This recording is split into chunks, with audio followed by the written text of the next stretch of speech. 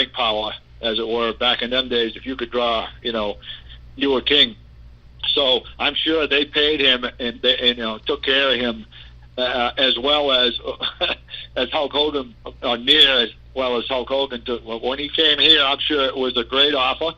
Mm-hmm. I'm sure he made a great deal coming here, and it took a lot to get here. On the other hand, you don't want somebody that could compete with Hogan.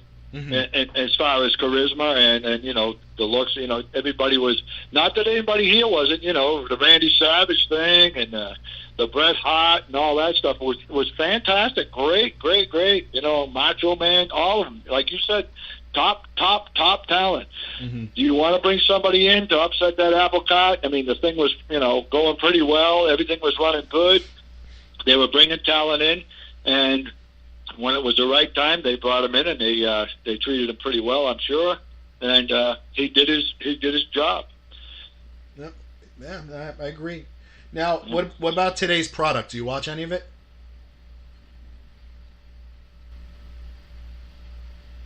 I was watching it for a while because they were inviting me down to the WrestleManias there, 11, 12, 13, 4 years, I guess.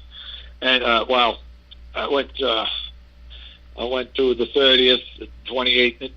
Anyway, 3 or 4 of them. And I didn't. I don't follow them because of what you said earlier. It's the same. They're just rehashing the whole thing. I mean, there's no real angles. There's the same people are wrestling for the, and it seems like, I don't know. I can't get into the product of today. I just can't get. The talent's there. They have some talent. They don't have a Hulk Hogan or a Ric Flair or Randy Savage yet. I mean, they haven't found those guys yet. But when they do, I'm sure it'll be all right. But as you pointed out earlier, it's just a rehash of the same program. Sometimes, and I say this jokingly, I say it's more of the new breed. And if you're young enough to enjoy it and get into it, then I guess it's good for you. But I don't think it's drawn like we in my day when we drew the houses. I don't know. Yeah, and everybody, you have your group of fans who think the Attitude Era was the greatest wrestling on the planet because they were, tipping the scale and kind of pushing the barrier of what they can get away with and what they can't say and things like that. Which is great. I mean, it was good in its way. It had the Monday Night Wars with WCW. They went back and forth. It forced each company to raise the bar and put better product out there week in and week out. And I just feel now, since WWE is pretty much the only major company running, I don't think New Japan can compete. I don't think Impact can compete, Ring of Honor, or any of that. They just don't have the finances to compete. But when there's no company pushing WWE to raise the bar, I kind of feel like we're just getting what they are settling for. We're just settling to watch whatever they put out there because nobody's forcing them to put better product out there. Good point. But I will tell you this. I think that nobody has to pay dues anymore. There are no more people, as they call them, enhancers. There is no more Hulk Hogan. There is no more Randy Savage. Everybody's out there. They're trying to find the golden goose, as it were. Mm-hmm. They're trying to find that one guy. They're trying to find that or a few guys that can, bring wrestling, into the spotlight again and have that charisma and have that talent and have that drawing power. And I don't think they can find that guy. And I don't know whether it's due to the fact that, like I said earlier, they don't pay any dues. You come in, you put a tights on, you go to NXT, you work there, and you come into WWE, mm-hmm. and you work there. And if everything goes right, you sign contracts now, and as far as I know, every time I change the do tune into it, the guy who had the title, last year still got the title again this year, or I think everybody takes turns, with a title. There's no one guy that can dominate other than even the bigger guys. I'm not taking it Brock Lesnar for one. They're really, he could do it. I'm sure. I mean, he's a big man. He's a great talent, and that's another thing. The size of the guys. It's hard to bring out that it's not, there's no Hulk Hogan's, there's no big guys, real big men that can work well. I don't know. It's all speculation on my part, but I would think if they found someone that another Hulk Hogan, then as I said earlier, it would probably bring the wrestling back into the forefront. But that one guy or that group of guys is still not found yet. Yeah, it's the guys are a lot smaller. I guess people will say they're a lot more athletic, but I can't really see a guy as talented as he is. AJ Styles, as talented as he is, the current WWE champion, which the belt has kind of lost all its luster because there's too many titles, but that's a whole nother topic. Right, exactly.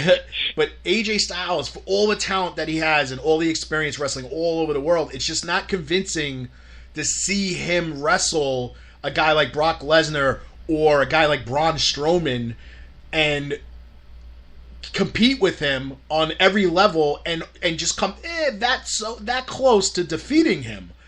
Yeah. To me, it's not convincing. Like and not to use you as an example, but you weren't, comparatively to the other guys, right. You weren't big. So it would be like you holding your own for 20 minutes in a match with Hogan.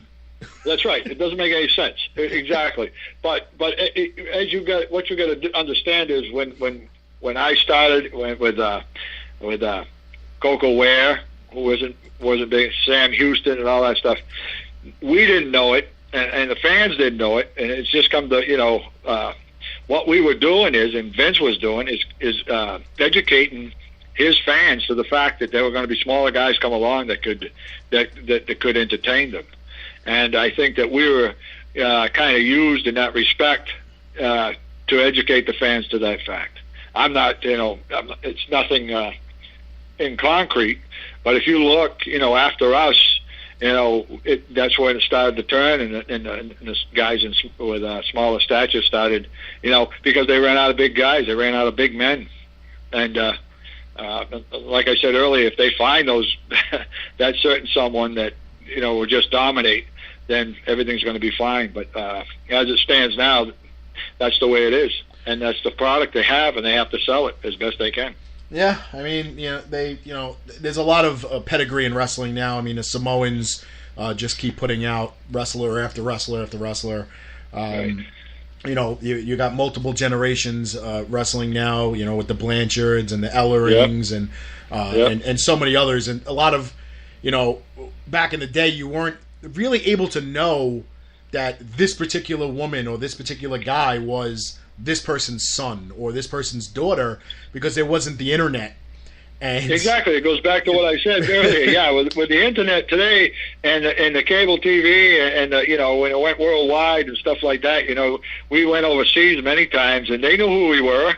They knew that they were getting broadcasts over there. They were watching wrestling in the Middle East, in Europe, and over in East Asia, and Japan, and well, Japan was always there, but I mean China and all those places. It was all over the world. So it isn't that little down wrestling anymore. I mean, that's for the independents. If they're smart, they can make some money doing that. I mean, they're never going to be a WWE, but you can make enough money to survive, and you get some good wrestlers out there. And that's what I do. I go around to independent wrestlers. I just go in and buy a ticket, sit down, and watch a show. And sometimes it's not too good, and other times I'm entertained. Nobody knows, that I'm there. I just go in and buy a ticket, sit down in the audience, and it's pretty good. I mean, some of it's pretty good, some of it's, I feel bad for some of them. I mean, you can go in there. I mean, there were guys in there that weigh 80 pounds, 105 pounds, and they look terrible. But that's what it is. What it is. But some of them got some good moves and stuff like that. But like you said, how are they going to even compete? But everybody started somewhere. Everybody started it. Absolutely. And a lot of good talent comes out of those independent shows. We were just having a conversation about there was a wrestling figure that I posted online to sell, and it was a WCW bendable figure Butch Reed when he was with WCW. Oh, God bless him, yeah. And but in the package, it looks like Sid Vicious. So we were having this conversation that, Butch Reed is not that dark skinned. He's very light. Hogan looked darker than him, and I was like, well, Hogan also slapped on a ton of bronzer, did a lot of fake tanning, and slapped baby oil all over himself. Yeah. And he got darker and darker and darker as his career. I mean, he got to the point where when he was in WCW, he looked like he was from the Caribbean. Yeah, right. So, well, he just, but you can't knock the guy. He made a lot of money in this business, and he's still making money. So. Oh, no, I can't. Definitely we're not knocking him. I understand that. But, we can go on and on about WWE and all that stuff, but, I don't know. But they're successful. Like you said, they're the top of the cream of the crop. I mean, they're still, what's going to happen in the future? I mean, Vince is getting older, and his children are taking it over, and we'll see what happens. And hopefully they can,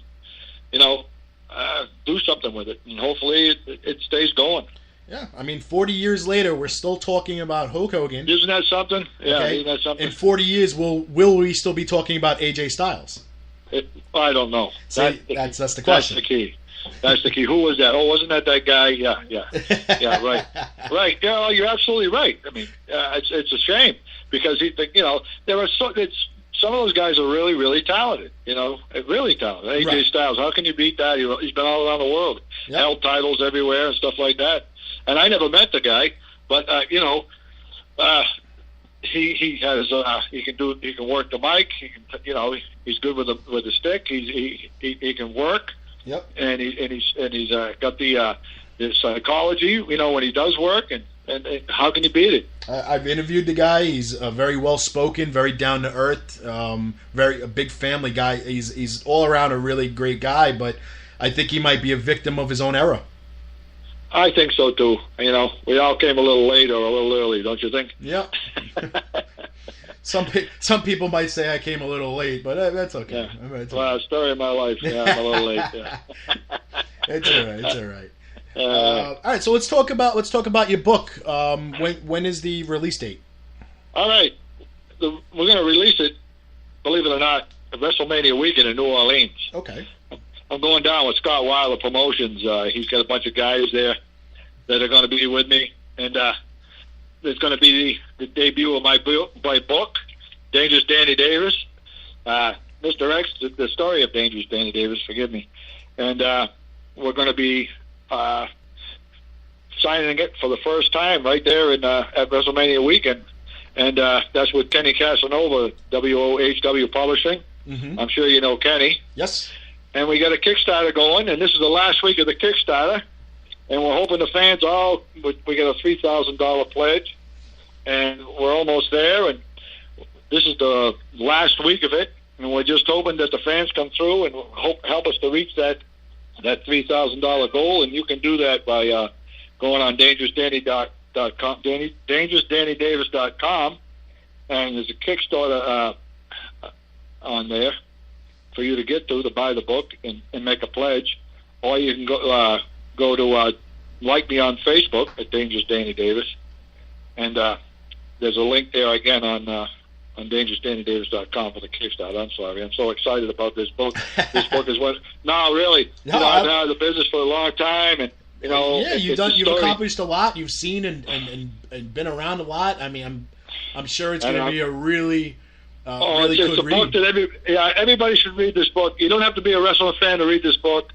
It's an inspirational book for younger kids and kids in high school and even grown-ups. It's an inspirational thing where I came from the streets and how you can achieve your goals with a lot of hard work and ethics and persistence, and anybody can live a dream. And that's my dream is to maybe one or more of these kids read this book, or people even, and get inspired and live a dream. And then this book will be a success, in my opinion, if that happens.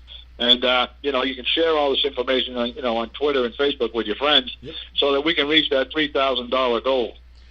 So the fans in this area, and I'm sure you were a fan in your day, I was. We're the greatest then, You know, they're the greatest now, and they're the greatest that ever will be. How's that? I don't know. It might be some copyright